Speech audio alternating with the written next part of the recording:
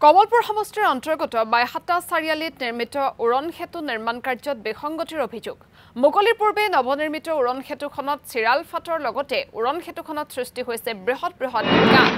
নিৰ্মাণকাৰী সংস্থাৰ বিৰুদ্ধে ক্ষোভ উজাৰিছে স্থানীয় ৰাইজে অতি নিম্নমানৰ সামগ্ৰী ব্যৱহাৰ কৰি উৰণ সেতুখন নিৰ্মাণ কৰাৰ অভিযোগ নিৰ্মাণকাৰী সংস্থাৰ বিৰুদ্ধে ইয়াৰ পূৰ্বেও উৰণ সেতুখনৰ নিৰ্মাণ কাৰ্য চলি থকাৰ সময়তো বিম বাগৰি নিহত হৈছিল এজন ক্ষুদ্ৰ ব্যৱসায়ী উৰণ সেতুখনৰ ওপৰেৰে যান-বাহন চলাচল আৰম্ভ নহওঁতে সৃষ্টি হোৱা বৃহৎ ফাট আৰু গাতে অদূৰ ভৱিষ্যতে অঘটন সংঘটিত হোৱাৰ সন্দেহ ৰাইজৰ এই উৰণীয়া সেতুৰ কাম এতিয়া নিম্নমানৰ মানে শেষ কৰা মুহূৰ্তত নিম্নমানৰ নহয় যেতিয়াৰ পৰা আৰম্ভ কৰিছিল আৰু এই শেষ হোৱা পৰ্যন্ত মানে নিম্নমানৰ কাম আৰু বিসংগতিপূৰ্ণ কাম আপোনালোকে দেখিছে এতিয়াতো মানে উৰণীয়া সেতু মুকলি হোৱা নাই নহওঁতেই আপুনি দেখিব যে পথটো ঠায়ে ঠায়ে বহি গৈছে বহি যে আপোনাৰ মাটি দি বালি মাটি দিয়ে মৰাৰ সেই